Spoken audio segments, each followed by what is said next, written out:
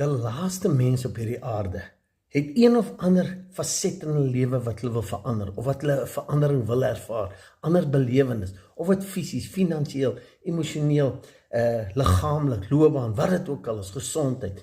Maar ons weet nie altyd hoe nie, want onthou net gou, ons is gekoppel aan hierdie wêreld en hierdie belewenis deur ons sintuiglike waarneming, wat jy sien, hoor, ervaar, ruik, proe en al daai tipe dinge. En dit bepaal wie ons is, dit bepaal ons identiteit, dit bepaal ons optree, dit bepaal ons reageer.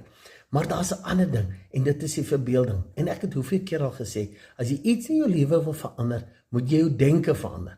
Nie sintuiglik wat jy sien en hoor nie, maar wat jy deur jou verbeelding skep, want ons verbeelding is ons skepingsvermoë. Dis hoe jy goed in die uiterlike kan verander, maar die uiterlike is besig om ons te beheer, maar die